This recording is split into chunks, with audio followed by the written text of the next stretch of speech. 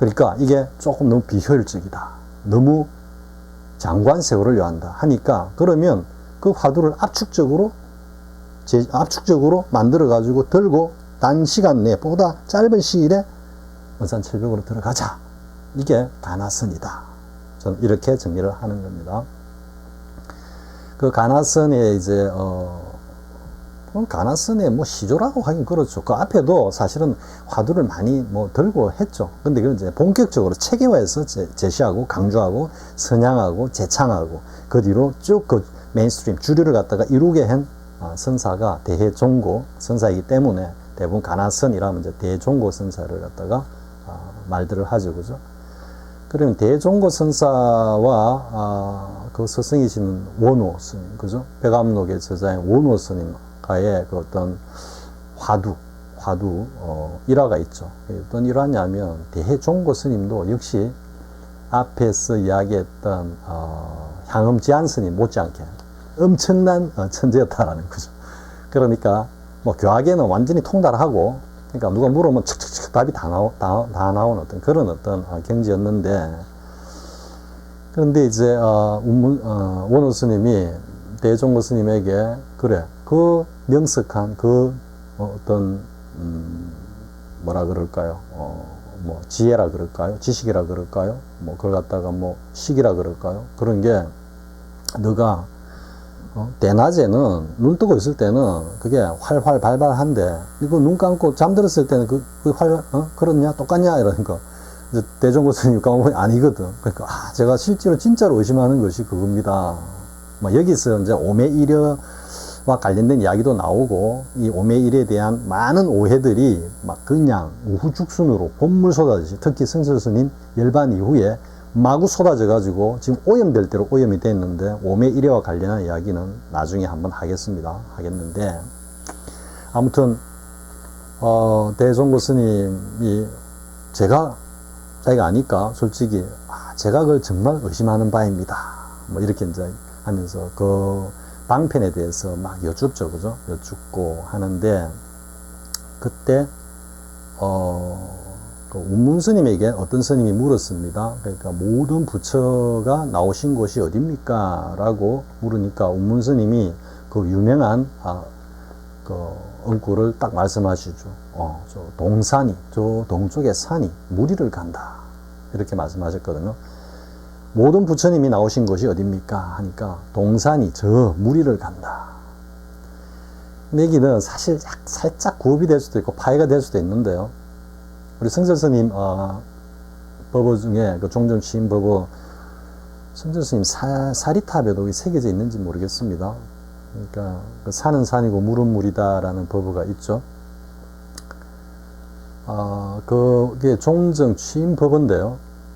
이게 사실 산은 산이고 물은 물이다라는 이 응구는 옛날 중국 역대 조사 스님네들이 많이 그냥 쓰시던 응구입니다. 응구인데, 그 이제 성철 스님께서 가져와 가지고, 그러니까 절집 대중들은 다 알고 있는 그런 응구지만, 일반 세간에는 산은 산이고 물은 물이다니까 뭐야 동어반복도 아니고 말장난하냐 이랬다가, 그게 다른 사람도 아니고 성철 스님이 하신 말씀이 되놓으니까 이게 엄청난 뭔가 싶어가지고 세상에 회자가 됐죠, 그죠?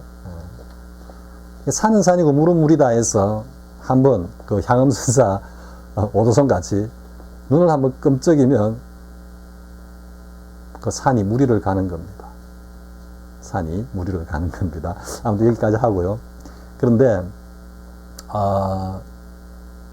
이제 그렇게 운문스님이 누가 물었을 때 그렇게 저 동산이 무리를 간다라고 답을 했지만, 이제 원호 스님이 하시는 말씀입니다. 그 대종고 스님한테 나는 그렇게 답하지 않겠다.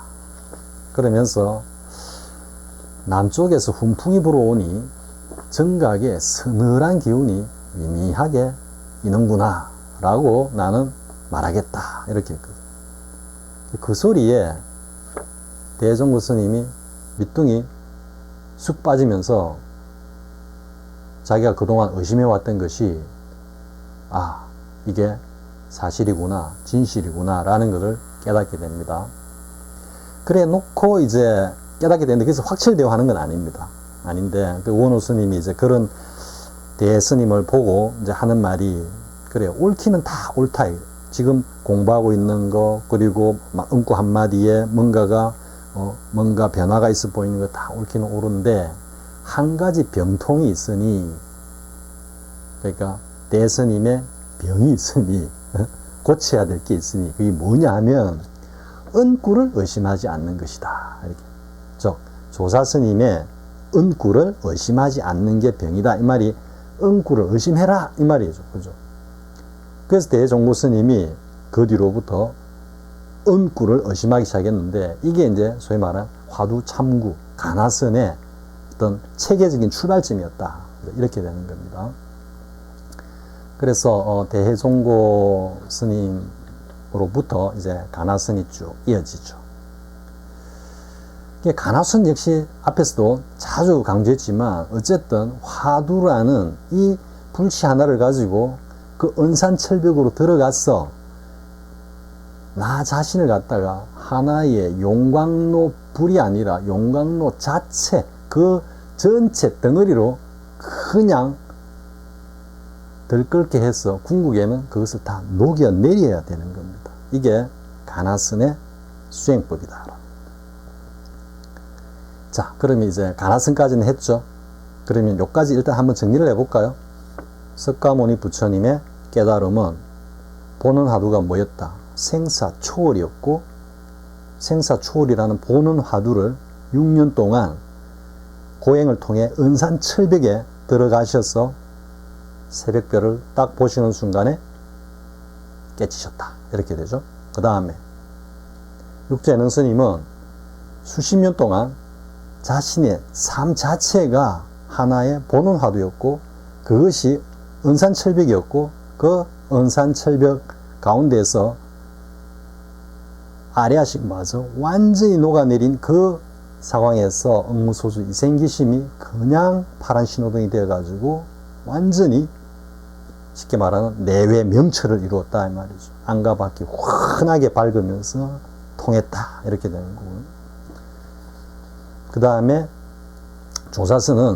조사선에서는 화두가 뭐냐? 화두가 일상에서의 참구였다 이거죠. 그러니까 무엇을 생각하느냐라고 특정되어 있지 않지만 자신이 궁금해하는, 그러니까 어떤 스님들은 그래, 석가모니 부처님이 생사초타를 어쨌든 화두로 삼아가지고 하셨다 하면 자기도 그럼 생사초타를 어떻게 할까? 뭐 이 화두가 될 수 있고, 그죠? 그래서 생활 속에서 자신이 스스로 든 화두를 가지고 일단 참고하는 것. 물론 그게 이제 뭐 참선이라든지 좌선이라든지 뭐 여러 가지 어떤 수행법이 서로 병행되어 있겠죠. 추가되어 있겠죠. 아무튼 뭐다? 생활 속에서의 보는 화두를 들고 은산철벽으로 들어가서 그걸 타파하는 건데, 그렇기 때문에 생활 속에서 은산철벽으로 들어가는 게 굉장히 힘들었기 때문에 조사선에서는 20년, 30년이 기본이었다. 가나선으로 오면은 그 기간이 확 줄어들면서 대부분 5년, 10년 정도에 대부분 다 깨달음에 이르렀다. 그래서 성설스님께서 가나선이 깨달음에 이르는 가장 첩경, 지름길이다라고 그렇게 강조를 하시는 겁니다. 그런데 이게 우열이 있느냐? 아니다라는 거죠. 본질은 화두와 은산철벽이다. 이렇게 되는 거죠. 자, 그 다음에 이제 하나 또 이야기할 거는 뭐냐면 우리 묵조선 있죠. 묵조선. 묵조선은 또 가나선에서는 뭐 귀신굴에서 잠잔다 해가지고 화두를 들지 않는 것을 굉장히 폄하하고 있습니다. 이것도 분별입니다. 분별. 사실 달마선, 육조해능스님, 조사선은 어떻게 보면 묵조선에 가깝습니다. 묵조선은 그럼 화두가 뭘까요? 화두가 없다고 하는데, 화두를 안 든다고 하는데 무엇이 화두일까요? 묵조선은 무심 그 자체가 화두인 것입니다. 앞에도 표현했지만 무심조차 없는 그 대무심지로 곧장 들어가는 겁니다. 가나선에서는 화두를 들고 은산철벽을 들어가서 그 은산철벽을 녹여내려 가지고 대무심지로 들어가는 과정이지만, 묵조선은 그냥 곧바로 무심 자체가 화두이면서 그 대무심지로 들어가는 수행법이라고 할 수 있죠. 어느 것이 수승하냐라고 논할 건 못 됩니다. 그거는 사람의 어떤 그 타고난 우리 뭐 쉽게 DNA에 따라 다를 수도 있고 수행력에 따라 다를 수 있고 다 다를 수 있습니다. 육조예능 스님도 어떻게 보면 무심이 화두였죠. 그 들고자 무심을 화두로 들고자 한 건 아니지만 자연적으로 생활 자체가 무심이었기 때문에 그러니까 묵조선에서는 생활 속에서가 아니고 무심이라는 걸 그냥 화두로 들고 그 대무심으로 무심지로 그냥 들어가는 수행법인 것입니다. 그렇기 때문에 뭐 조동종에서 이야기하는 그 무심선, 그죠? 무심선 이런 것들은 뭐 가나선에서 이야기하듯이 그거는 완전히 기실굴에서 잠자는 거고 그거는 버려야 되는 거고 다 분별심입니다. 분별심. 어떻게든 은산철벽으로 제일 빠르게 들어가는 게 가장 수승한 수행법이라는 것. 그거 하나가 진리일 뿐입니다. 그 외에 방편은 어떠하든 사실은 상관이 없는 겁니다.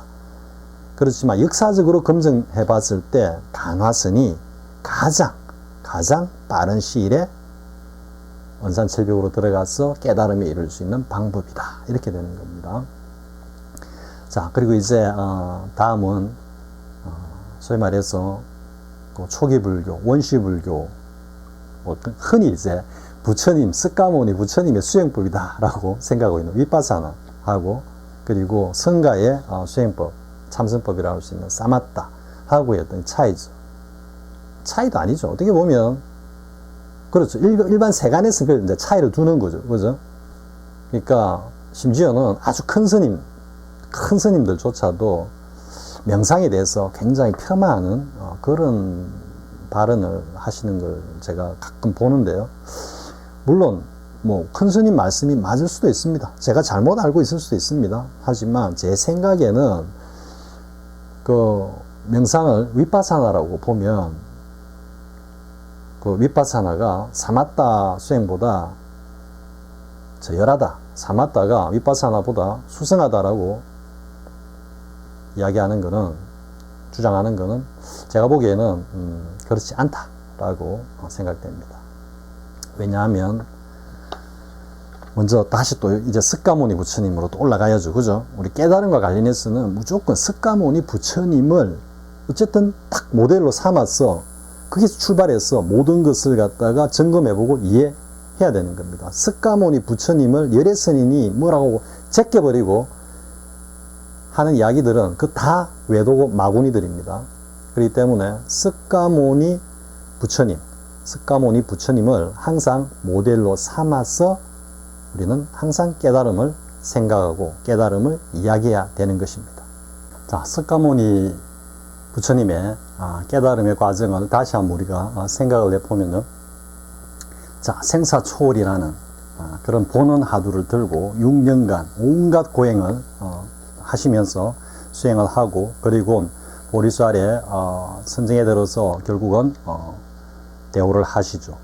그러면은 6년 동안 생사초월이라는 그 본원 하두를 들고 하는 6년 동안의 고행은 우리가 사마타와 위파사나로 나눠 봤을 때 어디에 해당된다고 생각됩니까?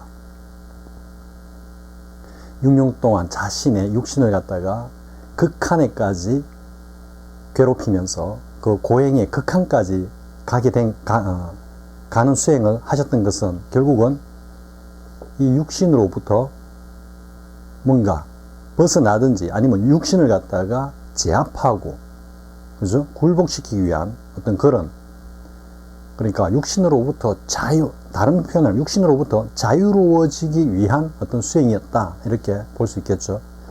그러면 이 육신, 우리가 흔히 말하는 물질로서의 어떤 피지컬한 이 육신뿐만 아니라 우리의 생각과 관념과 의지와 느낌과 이 모든 것들, 즉 반야심경에서 이야기하는 오온이죠. 그죠? 이 오온으로부터 자유로워지기 위한.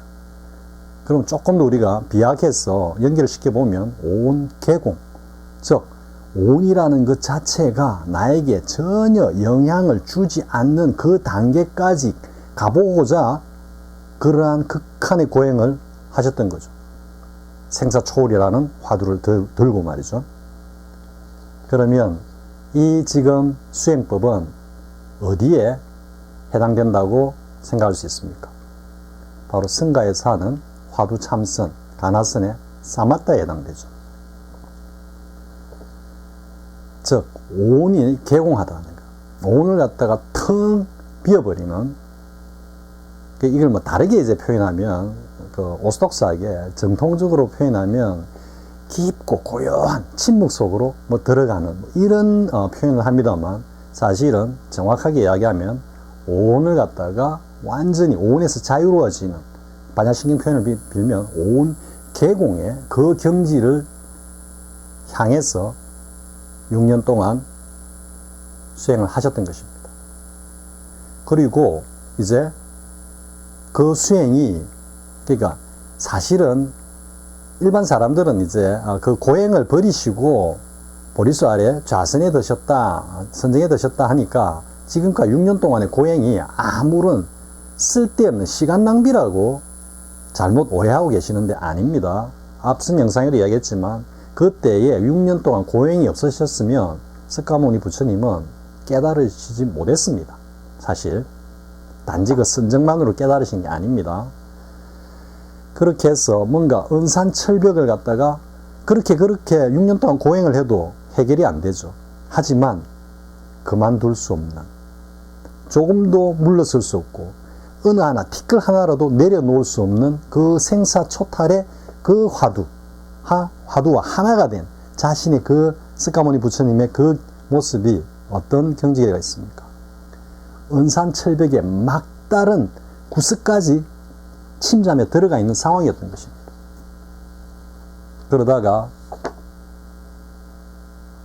그러니까 고행을 버렸다가 아니고 뭔가 평소에 하시던 수행, 사실 고행을 하면서도 선정을 한다든지 뭐 좌선을 한다든지 하셨겠죠. 그러다가 이제 수행법을 조금 쉰다고, 어떻게 보면 그 극도의 어떤 고행이 이제 그 궁극에 갔기 때문에 더 이상 나아갈 수 없는, 또 나오죠. 더 이상 나아갈 수 없는 그 은산철벽, 그 단계까지 왔기 때문에 잠깐 일단 정지하고 다른 수행법으로 돌아온 거죠.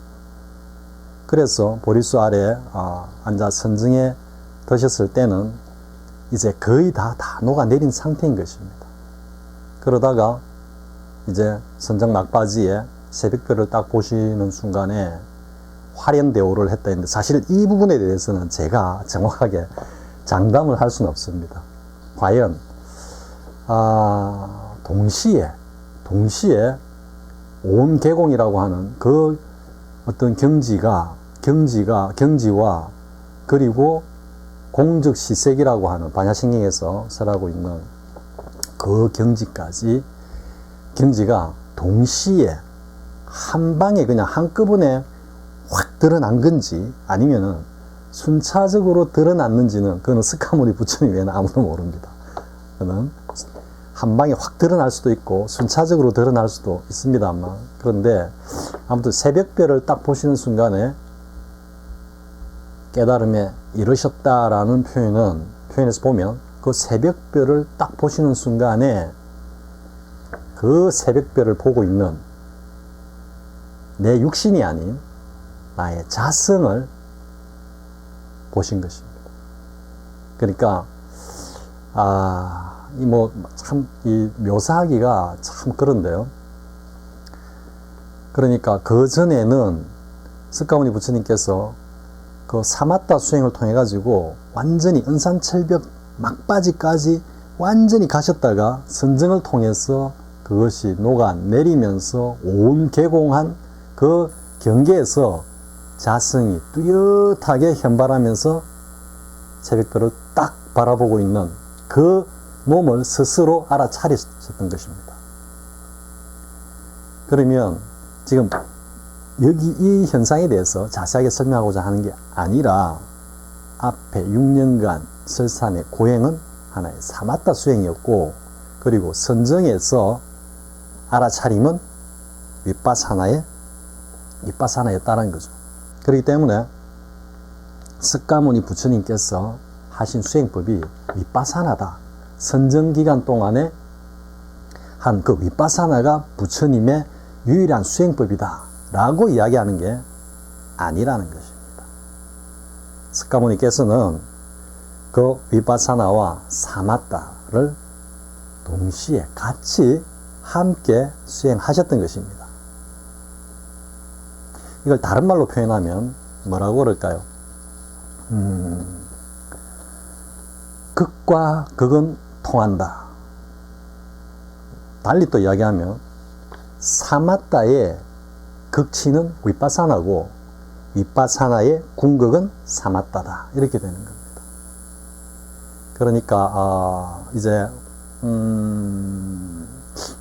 위파사나부터 한번 사마타부터 한번 생각해 볼까요? 우리가 보통 이제 화두 참선을 먼저 생각을 해보면은 화두를 들고 모든 뭐 잡념이라면 너무 이게 좀 흔한 말이고 우리 온을 갖다가 녹여내리는 거죠. 온을 화두 참고를 한다라는 것은 결국은 온 계공의 그 경계로 가는 거죠. 그 전 단계를 은산철벽을 거치면서 가는 거죠. 그러니까 여기까지는 사마타는 여기까지죠. 그죠? 그러면서 이게 완전히 온 계공한 상태가 돼 가지고 완전히 녹아내린 그 상황에서 궁극은 뭐다? 위파사나에서 수행하는 그 알아차리고 있는 그 존재가 사마타의 궁극에 확 드러나는 겁니다. 그러면서 모든 걸 알아차립니다. 이것까지 이야기를 하면 좀 그런데 아무튼 모든 것이 다 사라지고 뭐 하여튼 그런 자리에 알아차리는 이놈 하나가 딱 존재하면서 스스로를 알아차리고 있을 뿐입니다. 완전히 사라진 그 자리는 사마타 영역이라면은 알아차리고 있는 이 영역은 위파사나인 겁니다. 그런데 위파사나 수행법을 이제 다시 돌아가서 한번 봅시다. 그러면 위파사나는 처음부터 알아차림을 이제 수련을 하죠. 그죠? 그러니까 뭐 고요히 이제 명상에 잠겨서 뭔가 내면에서 그죠? 온에서 바라는 올라오는 여러 가지 상념들이나 여러 가지 관념들을 갖다가 올라오면 알아차리고 알아차리는 순간에 이 녀석은 보내고 또 올라오면 알아차리고 보내고 이게 계속 깊어지다 보면은 알아차리는 놈을 알아차리죠. 처음에는 그냥 내가 올라오네 내가 알아차렸어 했는데 깊어지면은 알아차리고 있는 이놈이 어떤 놈이다라는 걸 알아차리죠. 이게 이제 알아차리고 있는 그 존재인 겁니다. 그러니까 이 존재가 곧 사마타에서 궁극에 드러나는 그 놈입니다. 그 놈이 위파사나를 통해 명상을 통해서 먼저 드러나는 거죠. 그런데 먼저 드러나기는 드러나되 온이 계속해서 움직이는 거죠. 동하는 거죠. 쉽게 말해서 이놈은 알아차리기 시작하고 알아차렸는데 정확하게 이놈이 누구다라는 걸 알아차렸는데 온이 가시지 않는 겁니다. 온이 그러다가 이제 궁극은 뭐다? 온이 무너지면서 궁극에는 이 온이 공한 거구나라는 것을 알게 되죠. 그러면 남는 녀석은 먼저 알아차린 그 녀석이 딱 남는 거죠. 그러니까 위파사나는 알아차리는 이 녀석이 궁극에 가서 화련히 목전에 명확하게 딱 드러난 그 경지에서 더 나아가서 뭐다? 온 계공, 모든 실제하는 모든 것들이 다 사라지는 그것을 최종적으로 경험하면서 깨달음에 이르게 되는 거고, 사마타는 반대로 먼저 모든 것을 다 내려놓고 다 사라지게 한 뒤에 궁극적으로 알아차리는 존재가 딱 드러난다는 거죠. 그러니까 전후가 바뀌었을 뿐 그 본질은 똑같다라는 이야기죠. 스가모니 부처님께서도 사마타와 위파사나의 모든 수행 과정을 다 거치시고 깨달음에 이르셨다. 그렇기 때문에 뭐 사마타가 수선하니 위파사나가 수선하니 어느 하나를 해야지 다른 걸 하면 안 돼. 이 말이 안 되는 겁니다. 결국은 사마타와 위파사나가 서로 하나로서 융화되어 있다라는 것. 이거 자체가 불법의 도리죠. 불교는 둘이 아니다. 그죠? 물론 이 불이법이 불교가 우리 중생을 인간 세상을 떠나서는 의미가 없다라는 쪽으로 오면 이 불이법조차도 하나이면서 둘이고 둘이면서 하나이다라는 그 어떤 뭐라고 하나 진리로 인해서 불이법 자체도 이게 변견이다 라고 할 수 있겠지만 불법의 골수라는 불법의 원리라는 측면에서 보면은 불교는 불이다 이렇게 되는 거예요. 왜? 오로지 그 하나가 있을 뿐이다 이렇게 되는 거죠. 그러니까 사마타니 위파사나니 나누 가지고 뭐가 좋고 뭐는 뭐 덜하고 이렇게 나누는 것 자체가 분별심이고 그건 곧 부처와 원수를 지는 것이다 라고 할 수 있다라는 거죠.